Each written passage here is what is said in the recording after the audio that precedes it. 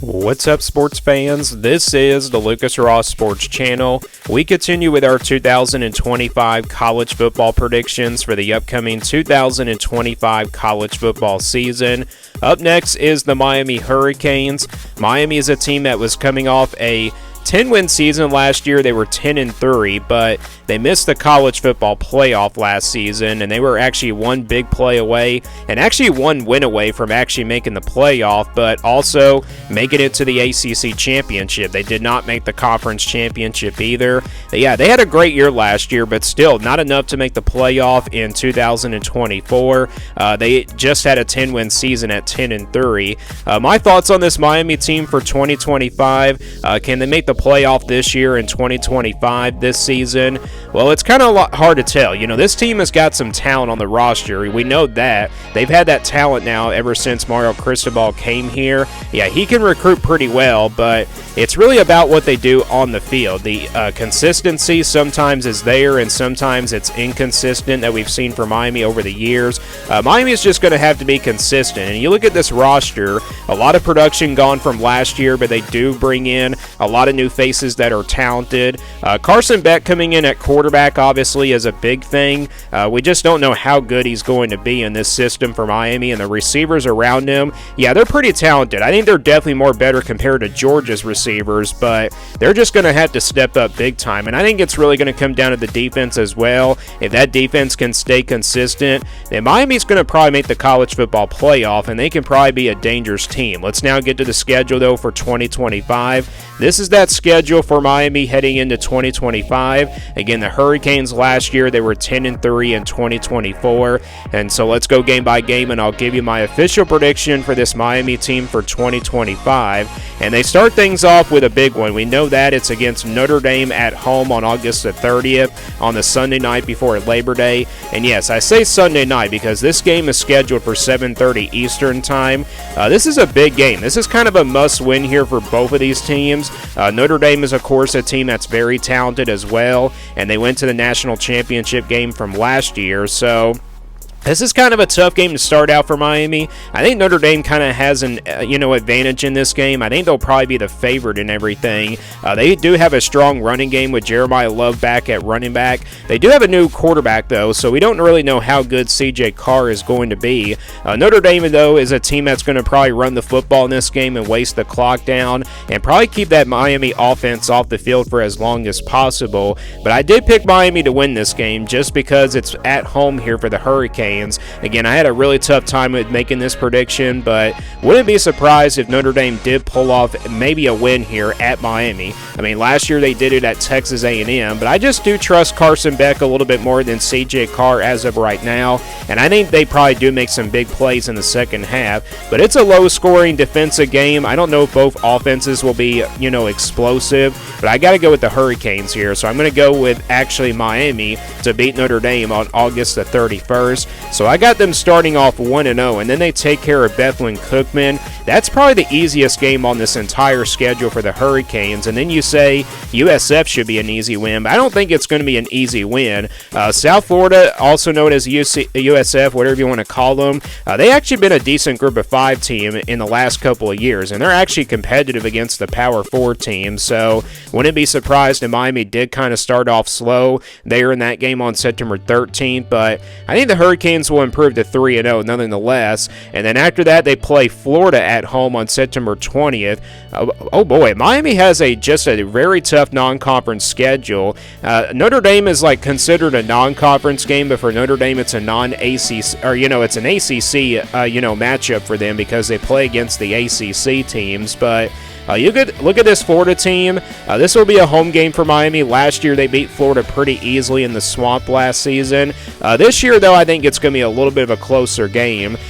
Florida's got a proven quarterback in DJ Lagway that can do some damage. And, Carson Beck, of course, went up against him last year. And I think DJ Lagway was actually a little bit better than Carson Beck, but This is a home game for Miami. I kind of expect them to come in a little bit fired up for this one. I feel like it's going to be a hot game as well because it's in the month of September, and it's always usually hot in the month of September in Florida. So I think both of these teams actually will be a little bit, they'll probably be a little bit worn out by the time this game is over. So who comes up, who has the best cardio at the end of the day? Well, I think it's going to be a really tough game to call. So with that being said, it's a 50-50 game for me. Home field advantage probably is the difference here, and I'm going to pick Miami to win this game, not because of the talented roster. I think both of these teams are actually dead even.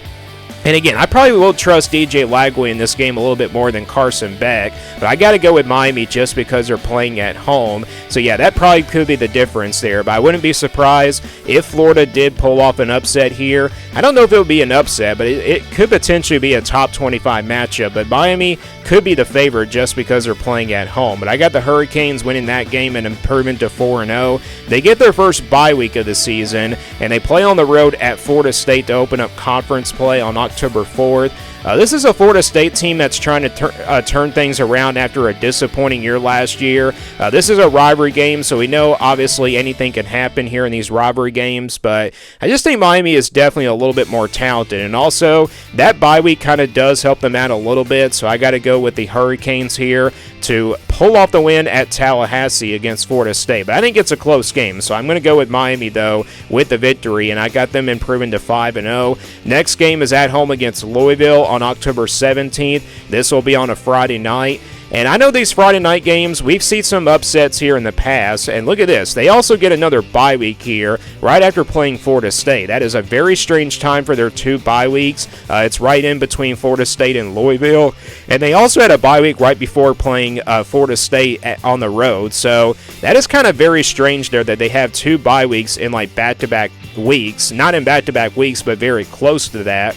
Louisville, though, is a team that I think is going to be really good. I think they'll be a top 25 team, but, this is a team that's going to have a lot of new faces. So this is kind of a battle here between, new faces here on both of these rosters. Last year's game was a shootout. I do expect another shootout here between these two teams. But, home field advantage might be the difference, and I also do trust Carson Beck a little bit more than Miller Moss. I think Miller Moss is going to be really good for Louisville, but how good is the question? For both of these quarterbacks at best, but I got to go with Miami here to beat Louisville. I think it's a shootout, but I got the Hurricanes getting the win on that Friday night. But I wouldn't be surprised if Louisville did pull off the upset here. Next game is at home against Stanford on October 25th. I think Miami takes care of business here. I don't really expect Stanford to be all that good, so I think Miami wins that one fairly easily. That might be the biggest win that they might win here on this schedule against a lesser opponent. But after that, they play SMU on the road on November 1st. This is a big game. Both of these teams did not meet each other last year in the regular season. They were really close to coming together in the ACC Conference Championship game, but, Miami did lose their last game of the regular season to Syracuse, and that did cost them.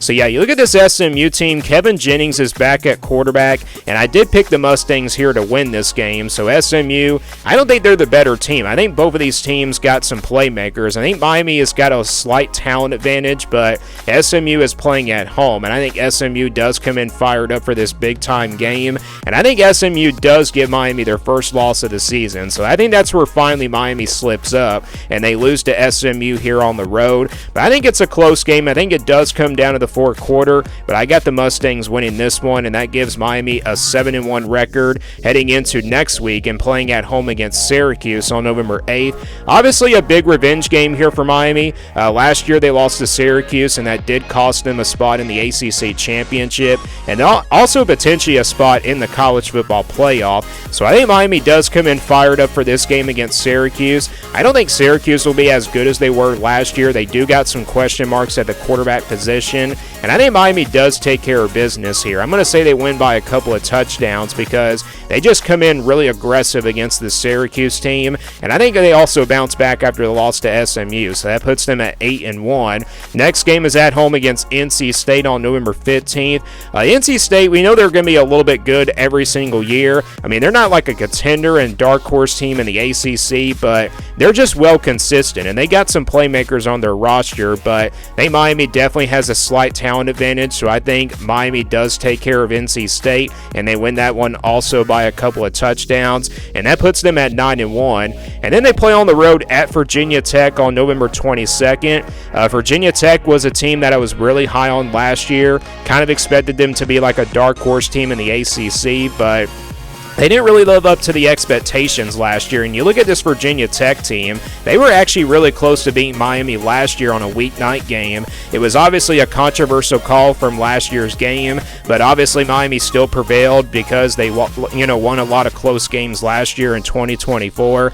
This is on the road, so this is a very tough place to play at Virginia Tech. Wouldn't be surprised here if Virginia Tech did pull off the upset, but Virginia Tech definitely has a lot of question marks in my opinion. They do return their starting quarterback, but I got to go with Miami in this game just because they have a slightly more talented team. And then also, I think the new faces of Miami are going to step up by this time here in the month of November, especially after losing to SMU. They're going to be really better by this final stretch of the season. And then they close things out on the road at Pittsburgh on November 29th. Pittsburgh is a team that's known for pulling off some big upsets over the course of the years. Pittsburgh is a consistent program in the ACC as well. This is a Pittsburgh team, again, that is just capable of pulling off the upset. I mean, I think they'll be a decent team. I don't think they're going to be really quite on Miami's level. But again, I wouldn't be surprised here if Miami did fall in this one. But I got to go with the Hurricanes. So I think Miami beats Pittsburgh, but I think it's a close game. I think both of those games, Virginia Tech and Pittsburgh, are trap games in my opinion.